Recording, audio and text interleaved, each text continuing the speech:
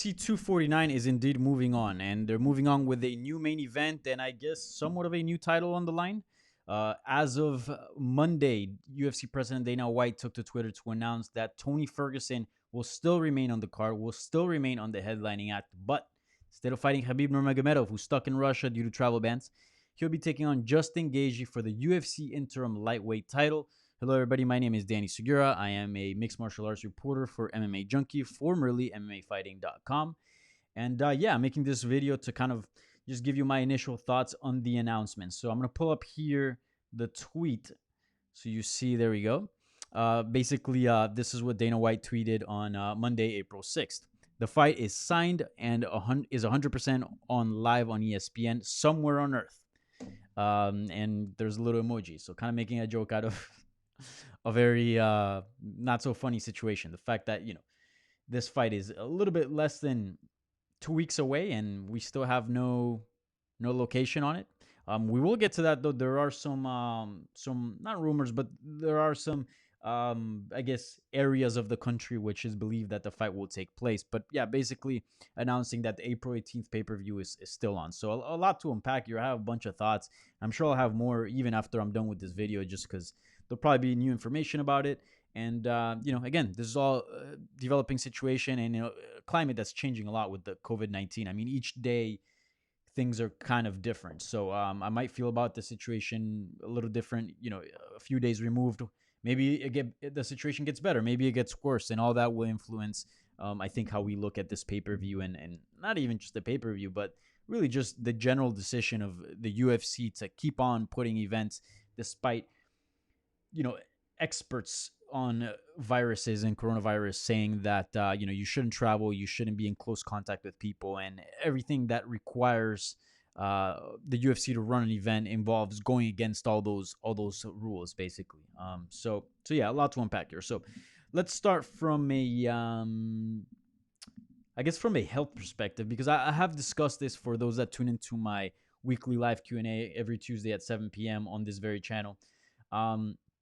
How against I've been, having events. I mean, it's a little bit of a health. I don't know, it's a health hazard having events because that requires people interacting. That requires flying out people from all over the world across the United States into a location, have them interact.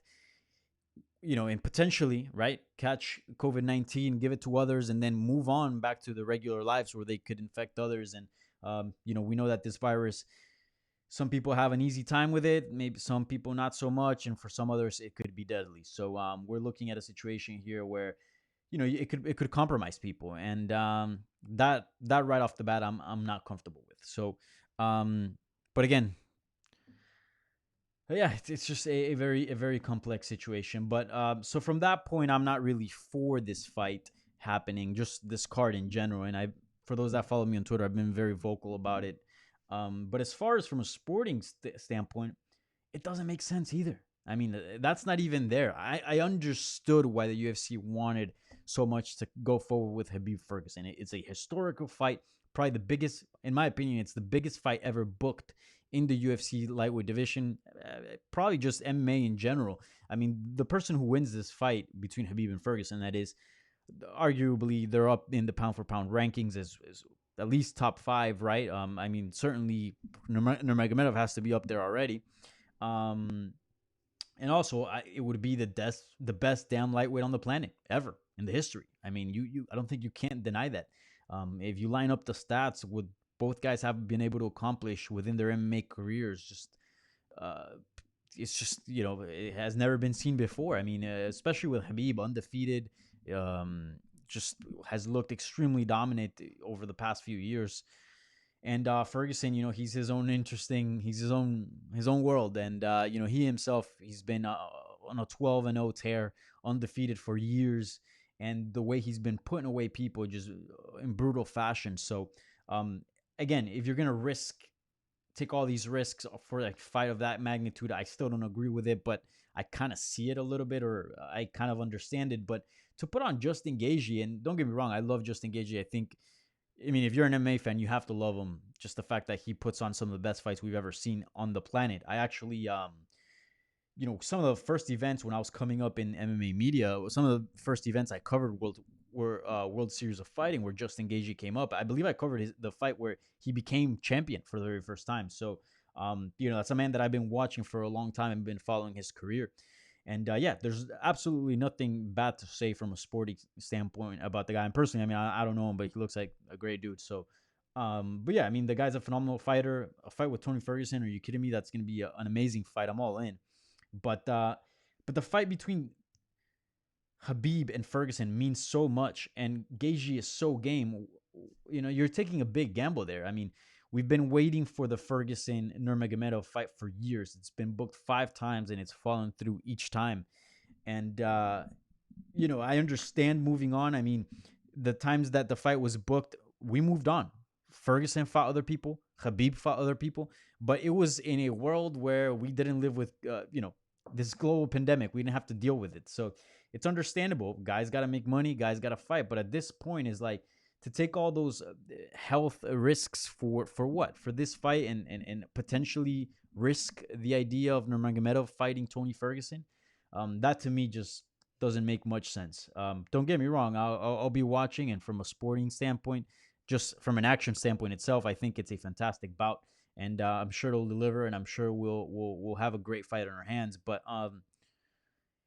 Tony Ferguson winning this fight, I think that's probably the most likely outcome. I give Tony Ferguson a good chance here, but I by no means am I counting out Justin Gaethje. Justin Gaethje has proven that he is a world-class fighter and he can put people away, and that includes Tony Ferguson, who's been dropped before. So again, you're putting this fight between Ferguson and Gaethje will either make the matchup of Habib Ferguson even a little bit more enticing and raise the stakes and take it a step extra, or it'll just destroy all the magic, because once he loses to Gaethje, I mean, the way back to the title, I can definitely see it, but it just won't have the same pop. The 12-0, everything, it won't be the same. So for me, it makes no sense. But this is what we're dealing with. So as far as the location, Ariel Helwani, my former colleague, tweeted this. Basically, the announcement of what Dana White said, but then also added location still to be determined. Fight will headline UFC 249. As reported last night, they've zeroed on a location on the west coast of the U.S. to hold this event and hope to finalize it ASAP. So there's still no location. So I do have some reservations, and I think there's a chance that I didn't think this event was going to happen. With this announcement, it makes me feel like it's going to happen. It's more likely to happen than not. But I don't think this announcement itself just settles 100% it's going to happen, this fight. Yeah, we have a fight in our hands. We got two guys that are down to fight within this climate, get on a plane and get into a fist fight.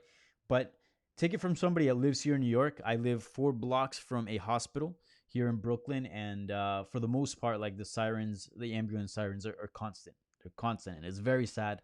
And this is a situation that's getting worse every day, and it's changing. The guidelines have, escalated, right, from social distancing. Now, if you even gather, before it was okay to gather in small groups. If they see you gathering on the streets, I believe I saw something from, I believe Politico reported this, you get fined.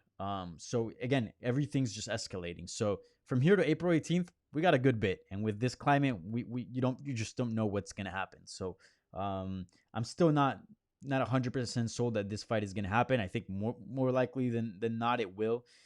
The UFC, Dana White seemed pretty defiant about, just making this happen at all costs. And, the biggest hurdle was, Khabib was out, and what are you going to do next? But it seems you got a fight in our hands. So we have a fight in our hands. So it seems it's going forward. So, but again, let's wait and see till April 18th on this situation. But yeah, those are my overall thoughts on this booking. Split health. I think it's a bit of a health hazard to, get referees, media, judges, doctors for the fighters after the fights, PR team, people that are going to build the stage, set up the lights, the production team, right? All the camera people, commission officials, etc. You name it, corners. So flying all those people into a location, then have them interact. That's what's not being advised at this point in time. And again, from a sporting standpoint, I don't think it makes all that much sense. We have a fantastic matchup between Ferguson and Habib. What we do know, we don't know when this whole situation is going to normalize, but it will at some point, right? Let's just wait. We waited so long, we can just wait a little bit. And yeah, this could potentially be all thrown away if Gaethje pulls off, I guess, the upset. But I think he's game here. I don't expect him to be much of an underdog.